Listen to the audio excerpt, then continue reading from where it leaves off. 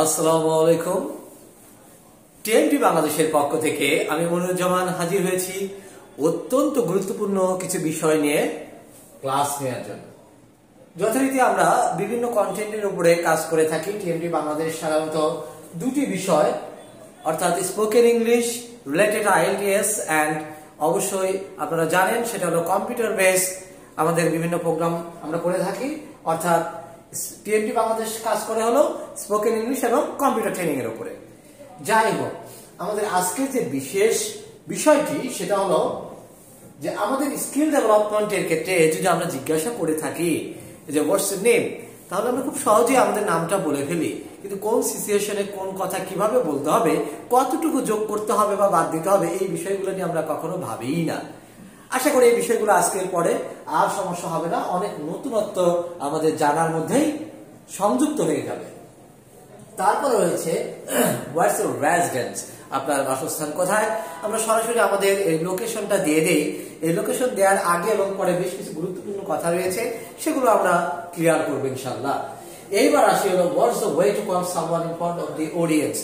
অডিয়েন্সের সামনে কিভাবে একটা মানুষকে ডেকে নিয়ে আসতে হয় এবং একজন মানুষ সামনে এসে সে কিভাবে ওই মানুষটাকে অর্থাৎ যিনি তাকে ডেকেছেন তাকে ধন্যবাদ দিবেন, এই বিষয়গুলো নিয়ে আমরা আজকে আলোচনা করব। আশা করি আমার সাথে আছেন, অত্যন্ত মনোযোগ সহকারে আজকের এই ক্লাসটা অবজার্ভ করেন, ভালো করে শুনুন। আশা করি আজকের পর থেকে অনেক কিছু আপনাদের ধারণা পরিবর্তন হবে ইনশাআল্লাহ। যাই হোক, এখানে আছে first question what's your name. আপনারা জানেন যে হোয়াটস ইউর নেম মানে হলো হোয়াট ইজ ইউর নেম, অর্থাৎ হোয়াট ইজ এইটার সংক্ষিপ্ত রূপ হলো what's, not what, what's, what's your name. আরো একটি কথা বলে দেই যে কোন আর এর আগে যদি ভাওয়েল থাকে, অর্থাৎ আর এর আগে যদি যে পাঁচটি ভাওয়েল আছে এ আই ও ইউ, সেই ক্ষেত্রে যদি আমরা পাই এরকম আর এর আগে ভাওয়েল, তাহলে আর এর উচ্চারণটা যতটুকু সম্ভব বাদ দিলে ভালো হয়। কিভাবে? What's your, not your, what's your name, not name, name. দেখে দৈত্যের নয়টা রস্যই তারপরে মতো লাগাই দিবেন, তাহলে হবে হোয়াটস ইউর নেম, আপনার নাম কি। এখন প্রশ্ন হলো হোয়াটস ইউর নেম, আপনার নাম কি। এটার উত্তর তো আমরা 6 এর 4 এর 3 ইন্টারমিডিয়েট অনার্স মাস্টার যে কোনো শিক্ষার্থীকে প্রশ্ন করলে উত্তরটা কিন্তু সহজে পাবো। কিন্তু মজার ব্যাপার হলো আপনাকে কোয়েশ্চেনটা করছে কোথায়, কোথায় এই কোয়েশ্চেনটা করেছে তার উপরে বেসিস করে আপনাকে আনসার করতে হবে। জাস্ট ইউ মুভিং এন্ড আপনাকে পাসিং করে আরেকজন মেম্বার চলে যাচ্ছে, brother excuse me what's your name, তাহলে আপনি তাকে বলবেন, আমাকে যদি বলে হোয়াটস ইউর নেম, আমি এইভাবে বলবো মাই name is Moniruzzaman, that's enough. But আপনি যদি বিজনেস পারপাস হন, আপনি যদি তার কাছে নোন পারসন হন, পরিচিত মানুষ, অথবা তার সাথে আপনার সৌহার্দ্য সম্পর্ক গড়ে তুলতে চান, তখন কিন্তু শুধু what's your name, my name is Monir দিলে কিন্তু হবে না। আবার আপনি যদি আইএলটিএস পরীক্ষা দিতে চান, তখনই কিন্তু আপনাকে বেসিক ইনফরমেশন যে কোয়েশ্চেন গুলো চায় আপনার কাছে, তখন কিন্তু এই উত্তরটা হবে না। তাহলে কি করতে হবে? আপনাকে যদি কোয়েশ্চেনটা করে হোয়াটস ইউর নেম, তাহলে আপনি বলবেন মাই নেম ইজ মনির। আপনারটা আপনি বলবেন it's my nickname, it's my nickname. While my টানতে হবে না, while my full names Mohammad Moniruzzaman Monir. আর আপনার যে কোনো ধরনের সেটাও আপনি ফার্স্টে অ্যাড করতে পারেন। তাহলে আমি আবার বলছি, যদি বলা হয় হোয়াটস ইউর নেম, নাম কি, দেখে মাই নেমস, এখানে আমি গ্যাপ রেখেছি, শূন্যস্থান রেখেছি, আপনার নামটা এখানে বসাবেন ইটস মাই নিকনেম। ওয়াইল মাই, এখানে টান দিবেন একটু lengthy, while my full names, names that means name is, কি বলবেন পুরো নামটা, তাহলে আসলে কি what's name, my names Moni, it's my nickname, while my full names Mohammad Moniruzzaman Moni. আমারটা বলছি you are known to me, আপনি আমার পরিচিত, that's why you may call me Moniz।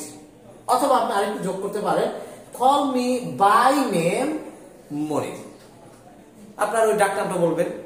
আশা করি আজকের পর থেকে এই সিচুয়েশনাল বেস আনসার আর কখনো ভুল হবে না। তাহলে চলতে ফিরতে আপনাকে স্বাভাবিকভাবে কোয়েশ্চেন বলে আপনি শুধু ওই নামটুকুই বলবেন। আপনি যদি ওনার সাথে বিজনেস পারপাস আইএলটিএস অথবা তার সাথে সৌহার্দ্য সম্পন্ন এগিয়ে নিয়ে যেতে চান, তাহলে অবশ্যই আনসারটা এটাই অ্যাপ্রোপ্রিয়েট হবে।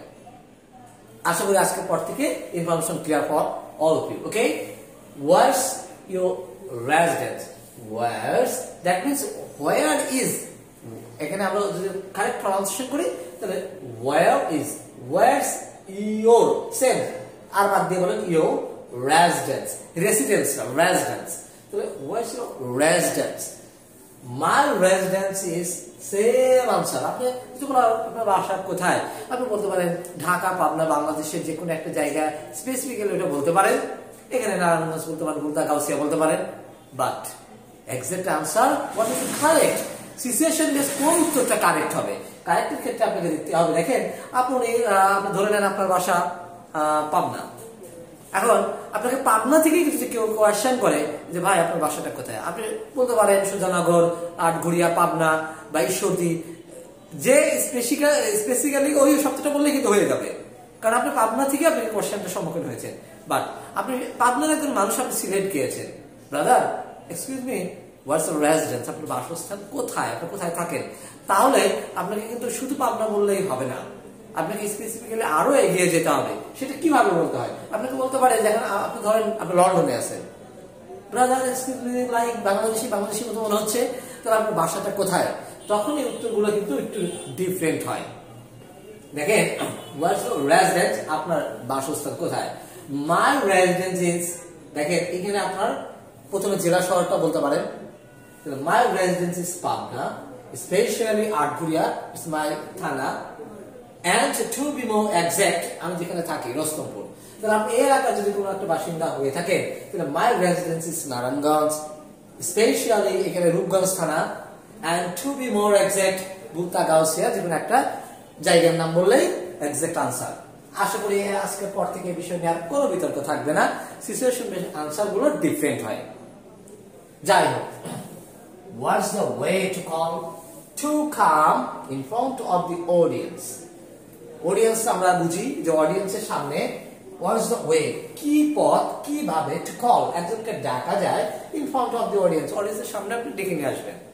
উনি একজন স্পিকার হতে পারে, আপনি পরিচালনা করছেন যে dear ladies and gentleman, welcome to discussion decision of this expected day at Bhulta, Gausia, this is an auspicious and important day for every person here. আপনি শুরু করলেন, দেন once of time you will call someone to come in front of the audience, অডিয়েন্সের সামনে একজনকে ডেকে নিয়ে আসবেন তার স্পিচটাকে ইনশিওর করার জন্য। তাহলে আপনি কিভাবে ডাকবেন, এখানে তো মজা করার বিষয় না, আয় আয়, রহিমায়, কুড়িমায়, এইভাবে তো বলা যাবে না। ঠিক আছে, স্কিল নিয়ে যেহেতু আমাদের কাজ, এখানে স্কিল ডেভেলপমেন্ট নিয়ে কাজ, বলছে স্কিল ডেভেলপমেন্ট নিয়ে কাজ, সো এখানে খুব সুন্দরভাবে পোলাইটলি আপনাকে ডাকতে হবে ইংরেজিতে। কিভাবে আপনি বলবেন, নাও ধরলাম আমরা রহিম তার নাম, now I request Mr. Rohim for coming in front of the audience to say something about today's topic. Mr. Rohim is coming, so everyone claps for him. এটা আমরা দিতে পারেন। এখানে আমরা তাহলে একটু বলে দেই, তাহলে দেখেন what's the way to call someone in front of the audience, অডিয়েন্সের সামনে আপনি কিভাবে একটা মানুষকে ডেকে নিয়ে আসবেন।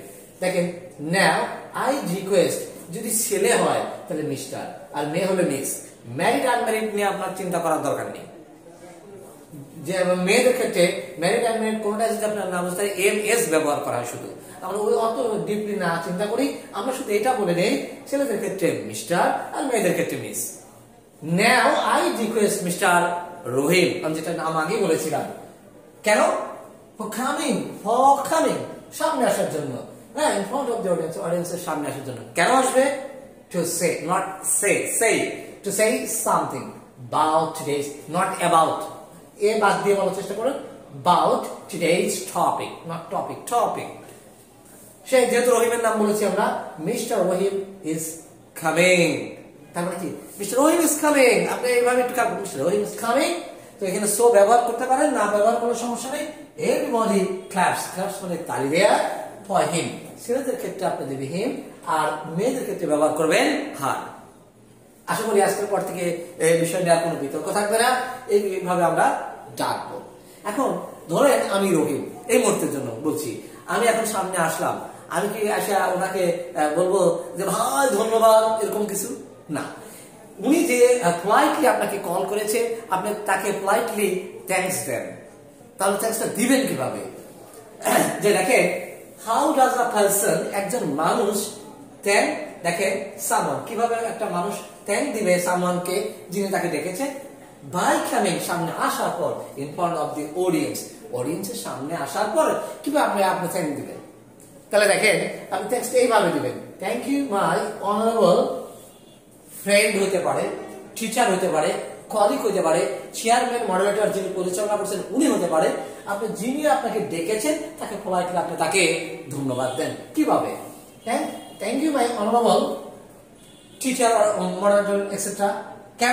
For giving me a chance, not a chance to, not to say নয়, আগে বলেছি say something about today's topic. আজকের টপিক সম্পর্কে আমাকে ডেকেছেন, এর জন্য আপনাকে অত্যন্ত বিনয়ের সাথে ধন্যবাদ জ্ঞাপন করছি। Today's topic is very interesting, not interesting. খেয়াল করবো আমরা, ইন্টারেস্টিং এন্ড ফ্যান্টাস্টিক। আজকের টপিকটা অত্যন্ত মনোমুগ্ধকর এবং সুন্দর, এবং আপনাকে বিনয়ের সাথে ধন্যবাদ জ্ঞাপন করছি আপনার প্রতি। Today's topic এখানে একটা সিলেক্টেড টপিক আগেই দেয়া থাকবে ওই মঞ্চে, তাহলে এটা ধরে নেবেন environment pollution. Today's topic is environment pollution.